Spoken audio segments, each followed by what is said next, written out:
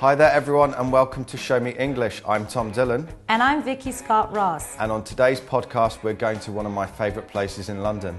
Now before we continue, we have 2 questions for you. Try to find the answers in the clip. And we'll be right back.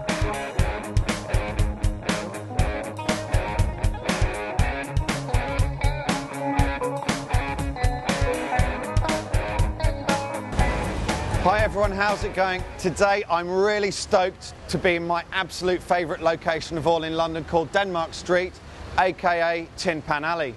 So, which part of the city are we in then? Well, Denmark Street is in the London borough of Camden. It's just off the Charing Cross Road and right round the corner from the Tottenham Court Road tube station. You can get here either using the Northern Line or the Central Line of the London Underground. So why do you love this area so much? Well, what I love about this street is that it just has this really hip and retro feeling about it. This is because back in the 19th century, a lot of artists and musicians settled here because of the cheap rental prices. Oh, I see. Yeah, cool, huh? Later on in the 20th century, it became more renowned as the centre for creative arts and music. And shortly after, many record companies and music publishers set up their businesses here. So, which record companies are here then? Well, hardly any nowadays, as most of the companies have gotten bigger and moved to larger premises.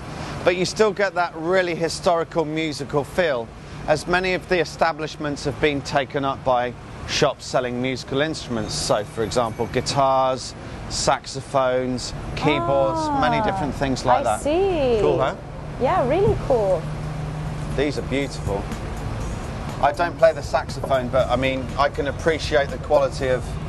Look at that. I wonder how much they are. Well, I think they're too expensive for you. Well, that one is 869 quid. Well, there you go. Wow. There's your answer, Tom. Yeah, not going to start playing the saxophone just yet then.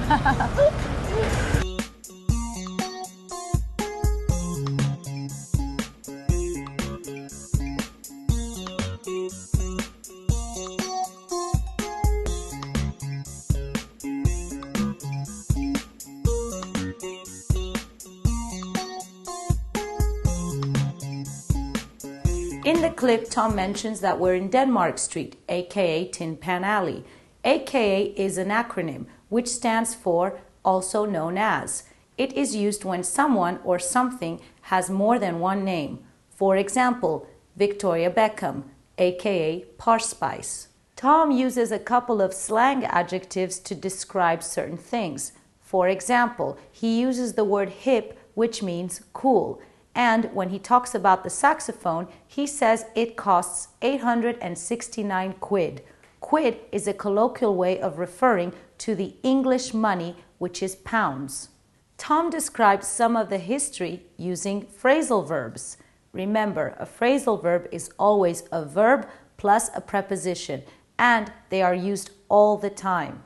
For example, the room was taken up by junk and old clothes. Or in the clip, many of the establishments have been taken up by musical instrument shops. Set up means to establish a business. For example, they set up a record company in Denmark Street. In the clip, I mentioned that the saxophone is too expensive.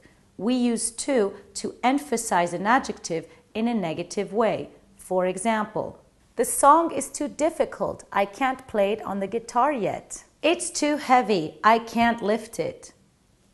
It's too spicy, so I can't eat it.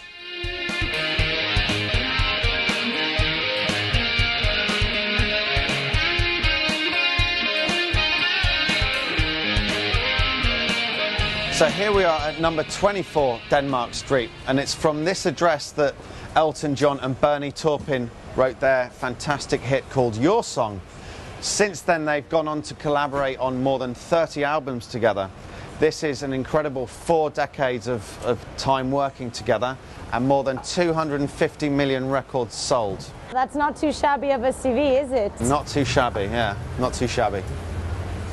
So here we are at number 4 Denmark Street, which is now known as Regent Sound Studio. And it's from here, in this mini studio behind, from where the godfathers of rock and roll, the Rolling Stones, recorded their first album between January the 3rd and February the 25th, 1964. Wow, that's really cool. Now tell me, did any other artists record here as well? One of my favourite artists as well, Jimmy Page, also used to rehearse here when he was a session musician before joining Led Zeppelin. And people like the Beatles and Jimi Hendrix were also reported to have come down here and jammed, just like these people in the background. Wow, that's amazing. I'd love to go inside and check it out. Let's go and have a look then. Yeah.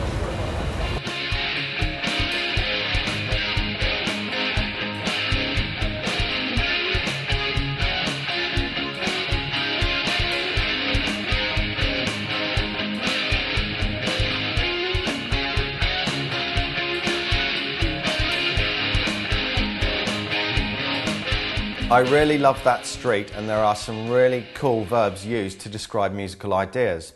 One of them is the regular verb rehearse, which means to practice for a future public performance.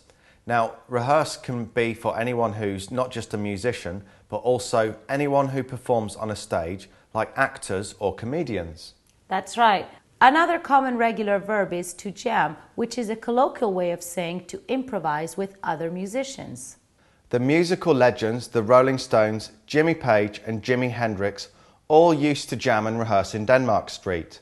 So don't forget, when we're talking about actions in the past, we use used to plus infinitive. So for example, they used to jam and they used to rehearse. Tom also commented that Jimmy Page used to be a session musician before joining Led Zeppelin. So don't forget here that we use the gerund when using the prepositions before and after. For example, Jimmy Page worked with many artists before joining Led Zeppelin. After joining Led Zeppelin, he became world famous. After leaving school, I started playing guitar. Now, back in Denmark Street, I mentioned the band The Rolling Stones. But did you know the expression of a rolling stone actually means a person who does not want to settle in one place for a long time to avoid responsibility? I never actually thought about the meaning of their name. That's interesting. And I use the noun legends, meaning famous or notorious. The adjective famous is being well known for positive things, but notorious is being well known for negative things. Godfathers is similar, meaning extremely influential in a movement. So the Sex Pistols were certainly legendary godfathers of the punk movement. Now let's go over some pronunciation of regular verbs we used in the clip. Rehearse, rehearsed, rehearsed. Record, recorded, recorded. Jam, jammed, jammed. Play, played, played. Work, worked, worked. Well, we've reached the end of the podcast for today. Thanks again for watching. And don't forget, there is a lot more information on the PDF download. We'll see you next time on Show Me English. Bye-bye. Bye.